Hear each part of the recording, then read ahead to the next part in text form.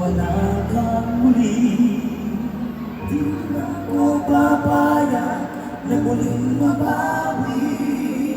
Ating kalayan kay tagal nating ngiti, di na papayagang mabawi muli. Ba't nagkakit-isip, libo-libong tao? Gusto na maging Pilipino.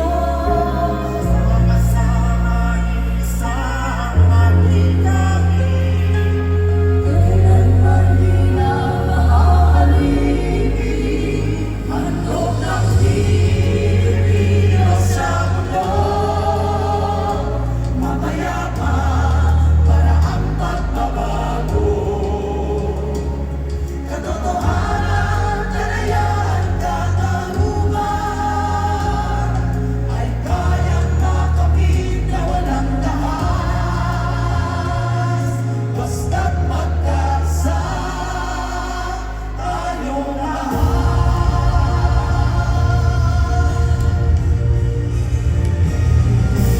Sa katapusan, ang tinuod nga luwasa ang Pilipinas magsugod dili sa usa ka bayani, kun dili kanatong tanan. Kung kitang tanan magtinabangay, mabarog sa kamutuuran, atong amumahon ang atong kultura, katawhan ug ang atong kinaiyahan. Mas hayag ang kaugmaon. Musa kami, musaad. Bilang magsasaka, nangangako kami na iingatan ang lupang nagbibigay buhay. Hindi namin hayaang masisira ang biyayang ipinagkakait mo.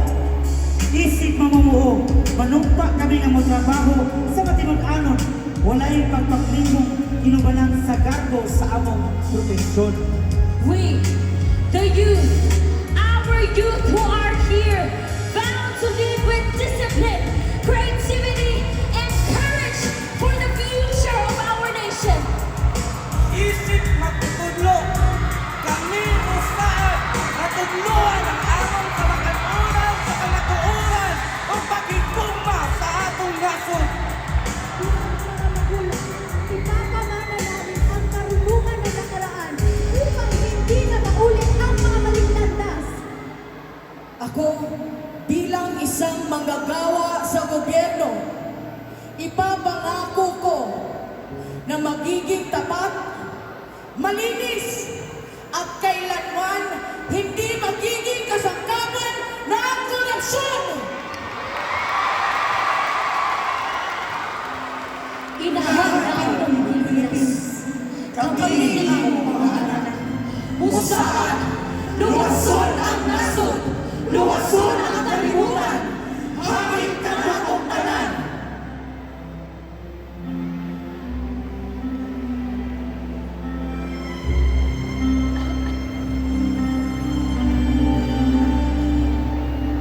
Bayan ko, kailan ka mamimuna?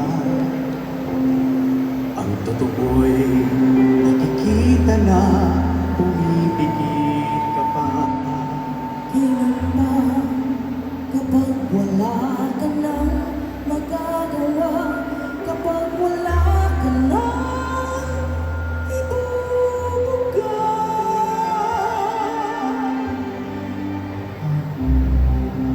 Kailan ka magiging